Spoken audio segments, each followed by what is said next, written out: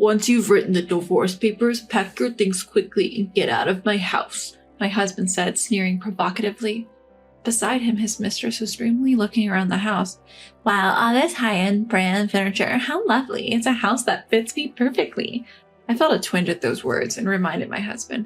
Just so you know, I'm taking all my personal things with me on moving day, okay? Then my husband looked at me as if he was about to burst out laughing. Of course. If your stuff was left behind, it would just remind me of the miserable days we've had so far. Apparently, he still doesn't understand the true meaning of my words. Just watch. Make sure you don't regret it later. My name is Karen. I'm a 26-year-old interior coordinator. My husband Joseph is 31 and works in the construction industry. We met through our hobby of DIY and have been married for a quick 3 years. At first, we cared for each other, but now I feel grateful we didn't have children. The reason is that Joseph has become too self-indulgent. After coming home, he carelessly takes off his coat, eats the meal I've prepared while complaining, doesn't even clean up, and retreats to his room. Before marriage, we made various agreements. One of them was shared household chores, and Joseph and I decided to share them equally. But now I'm taking on almost all the housework. I point out to Joseph that he should do his share of chores, but incredibly, he made this excuse. Housework is easy, so it's natural for women to do it. Men have to take responsibility for work, so I don't want to do housework. He started to easily throw this rigid opinion at me, which he had never voiced before our marriage. The fact that I earn more than Joseph has also played a big part in him turning against me. But by the time I reach Joseph's age, I'm planning to be independent and should be able to increase my income even more. Perhaps sulking about that, Joseph put only the bare minimum of his earnings into the house without saving and spent it however he liked. He was so reckless with money that I warned him time and time again, but he stubbornly refused to change. It's my hard-earned money. How greedy can you be to still want more? Not content with just that, he exaggerated to his coworkers that his wife was an outrageous miser, winning their sympathy. It was Joseph's generosity with money and the perception of domestic unrest that attracted his affair partner, Linda. She's 24 years old, working at Joseph's company as a temporary employee. There are a few young men at my husband's company, and even those a bit older are still considered young. That's probably why 31-year-old Joseph caught her eye. Poor Joseph, if I had a handsome husband like you, I'd take care of him forever. Believing her words, my husband quickly became infatuated with Linda. I noticed Joseph's infidelity about 6 months ago, just when the affair had begun. One day, an unknown woman called Joseph's mobile phone, and when I searched for her name on social media, I found Linda. Today's date with my future husband at a fancy restaurant. I'm so nervous since it's my first time. She posted such words along with several photos of a man recognizable as Joseph. I saved all of them and also retrieved their exchanges from Joseph's mobile phone. From the dates, conversations, and information about the places they visited, there was no doubt that he was cheating. When I found out about my husband's infidelity, I was neither angry nor sad. I just felt empty. I understand that getting lectured when coming home tired isn't comfortable, but all those things were necessary for our future. Maybe I was too harsh, but to have an affair just because you're fed up with family after only 3 years? I let out a heavy sigh. Certainly, I can't afford to be down and do nothing. I've been working hard, thinking that compromise was necessary between us, but I simply can't tolerate the cheating. I'm going to divorce him. I started looking for a lawyer to divorce Joseph. 1 month later, on a Saturday, I decided to bring Joseph and Linda together for a discussion. Naturally, they were shocked when I contacted Linda. They probably never thought I would find out about the affair, but perhaps out of joy for the marriage, Linda seemed really thrilled. She neither apologized nor tried to justify the affair to me, and immediately said, Karen, are you really okay with this unprecedented compensation? I'm so happy. I calmly replied to her, That's right. Joseph and I decided before our marriage not to divide our assets. At that moment, Linda held hands with Joseph and celebrated. Yes, Joseph and I had talked beforehand, even about what would happen if we ever divorced. In exchange for not dividing the assets, the compensation I would receive was also small. I was working too, so I didn't mind that part, but what made me angry was the complete lack of remorse for the adultery. How wonderful to live in such a stylish house with you, my love. And all the furniture is from a high-end brand. The appliances are the latest too. It's just the perfect house for me. I felt a strange sensation at those words, and as I handed over the divorce papers, I confirmed something with Joseph. Even during our marriage, there's no division of the things I bought. I'm taking all my personal belongings with me. You do understand that, right? Joseph, seemingly not understanding what I meant, paused for a moment and then spoke. It's obvious. Your plain clothes and bags wouldn't suit young Linda anyway. I have to buy her better things. If I leave your belongings here, I'll just be a reminder of the painful days we had together." It seems he misunderstood, thinking I was talking about personal belongings as in clothing. Oh well. It's easier to let him continue thinking that than to start a fight. Tomorrow the movers will take everything, so be prepared. The two of them were already ignoring what I was saying, looking around the house's interior. It seems Joseph doesn't understand the meaning of no division of property, but that's none of my concern. Take a good look while you can. Oh, I can't wait for tomorrow's move. The next morning, they came to see me off as if they were hurrying me to leave early. Ignoring them, I was waiting for the moving company's arrival. Then, right on time, a large truck arrived. The workers energetically called out to me. "Thank you for choosing us today. We have another truck waiting nearby, so please don't worry." Linda, with a clouded expression, hesitated as she approached me. Do you have that many personal belongings?" I held back a laugh and barely managed to answer. The house itself belongs to Joseph, but all the appliances and furniture are mine. That's why I said there will be no division of property, remember? Hearing that, Joseph rushed to me, his face turning bright red. "All the furniture and appliances are mine. They've been in this house for 3 years. Just take your stuff and get out, quickly." I had reached my limit, and I finally burst out laughing. I had a feeling, but he really didn't understand what no division of property meant. And just because it's been in the house for a few years, it's his. You must be joking.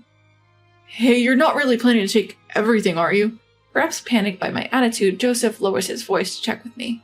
Meanwhile, the movers were steadily continuing to transport the furniture. "Don't worry. The only memories of living with you, I'll leave behind." Then Joseph, in a panic, ran to the study. I always kept copies of the receipts there, so he must have gone to check which pieces of furniture were being taken, but checking was in vain. There's not a single piece of Joseph's furniture or appliances in this house. Joseph inherited this house from his parents, who owned it as a rental property. Not wanting to spend money on his personal life, he had furnished it all with secondhand furniture and appliances. When we got married, Joseph disposed of all the furniture he had, so I bought all the furniture and appliances. Of course, all were the latest and luxurious famous brand items. Being an interior coordinator by profession, I was quite particular about the design of the furniture and appliances. Moreover, after trial and error, I placed the upscale furniture in visually pleasing arrangements. I think it had an opulence that made it look far from a second-hand house, even if I say so myself. Linda couldn't help but be enchanted as she looked around the room. Meanwhile, Joseph came back with a pale face. By that time, the house was already being cleaned after the removal. Literally, not a speck of dust remained. Linda kept screaming at me, "This is terrible! I can't believe this is happening!" Finally, a worker looked around the house and asked concerned, "The house is empty now. Are you sure this is okay?" "There's no problem since I'm moving out what I bought with my own money. Please deliver it to the address where my parents are in the new house," I said. Then the workers jumped into the truck and drove off briskly.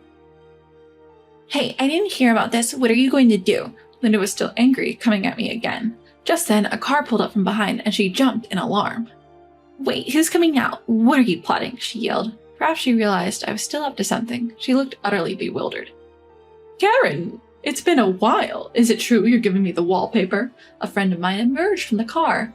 "That's right, the wallpaper too had been custom made by a designer I met through work, and I paid for it to be completely replaced, so even the wallpaper was my personal property. Since this type was reusable, a bit of maintenance and resizing would allow it to be used again without any problems." You're gonna peel off the wallpaper too?" Linda was staring at me in disbelief, but my friend just shrugged and began to peel off the wallpaper.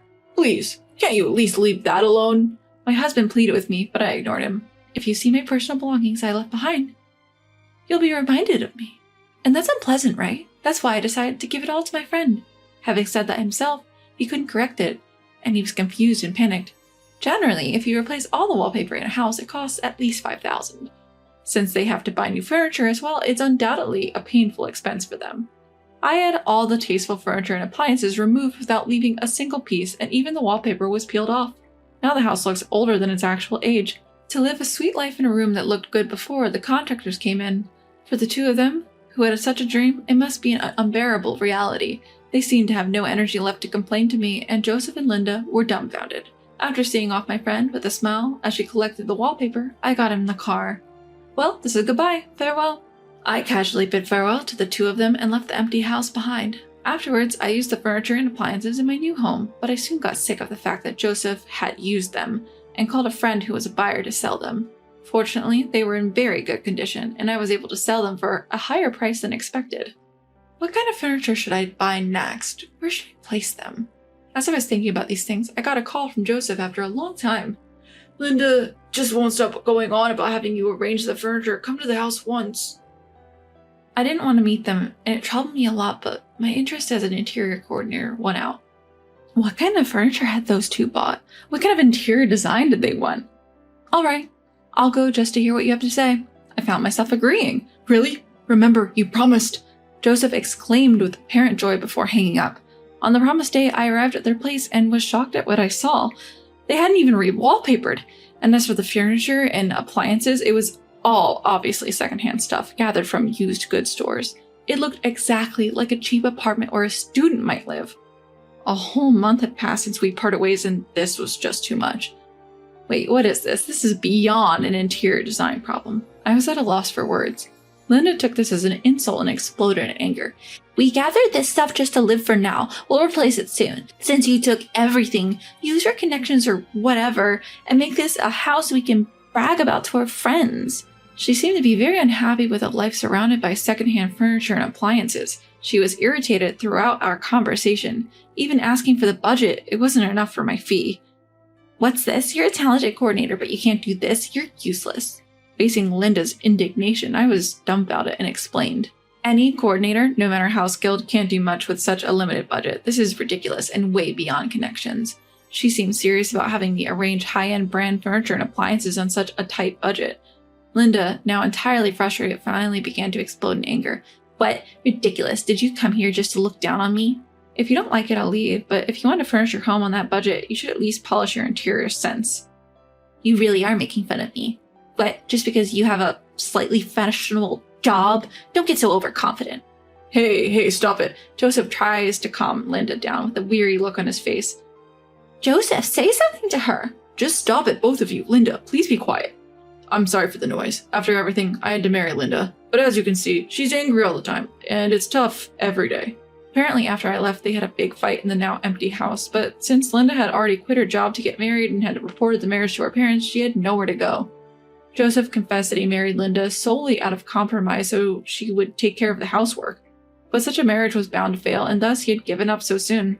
Please, Karen, help me fix our relationship again, begged Joseph. I responded, clearly annoyed. What's this? Planning to cheat on me next? No, the thing with Linda was just temporary. Confusion. After you left, I realized that there's no one more wonderful than you, Karen. You're not serious, are you? I suddenly realized I had raised my voice. You're the one who told me to get out of this house, right? I divorced you, just like you wanted. You can't possibly expect me to change my mind now. Please, Karen, don't call me by my first name so casually. This rundown house is your chosen castle with your affair partner. You two should get along together. Wait, Karen. Ignoring Joseph's pleas, I quickly left the house. It's not worth satisfying curiosity by looking into someone else's downfall. What a life lesson, I thought to myself. Later on, I heard that Joseph and Linda begged their parents to help with the cost of purchasing furniture and appliances, but they were apparently disowned by both sets of parents. No one would help with buying furniture and appliances, let alone forgive them for marrying after an affair. So they reluctantly continued to live in that second-hand house. I can't even muster any sympathy for them anymore. It's the result of their actions. As for me, I recently met a male interior designer through work. Lately, on weekends, we've been going out together quite often. I've been cautious about dating men for a while, but maybe it's time to think about starting a new life. With those thoughts in mind, I'm off on another date today.